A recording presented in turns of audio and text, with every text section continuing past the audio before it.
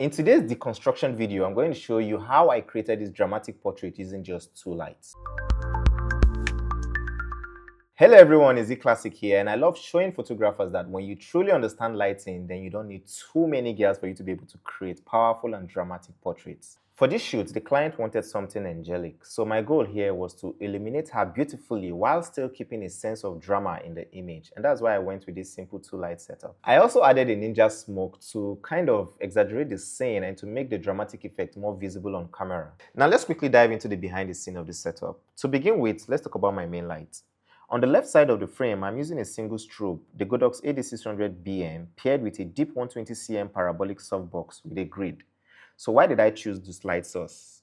In this case, I wanted a very soft light that is just going to wrap around my subject and create this kind of soft feel on my subject while still remaining directional. And this type of softbox helps me achieve that balance between softness and control. Although other softbox could have worked as well, but this is my personal preference because of the way it shapes the light. Another thing you will notice is that the softbox is feathered across the scene, meaning very little light is actually hitting the background. This helps keep the background darker, which in turn allows the spotlight behind her to appear brighter and more dramatic. Right behind the subject, I placed an optical snoot to create that glowing rim light wrapping around her head and shoulders. I positioned the snoot slightly higher and set it at a relatively higher power because I wanted that precise and conical beam of light coming from behind her head. And by the way, the snoot I use here is the OT1 Pro optical snoot, but you can achieve similar results with any optical snoot or any focus light modifier that you have. Another important part of this setup was the choice of background.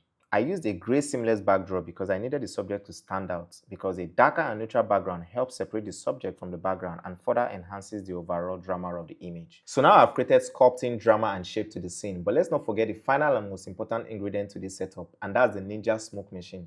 I had my friend add in some smoke using a handheld ninja smoke machine to add a little bit of texture to the scene.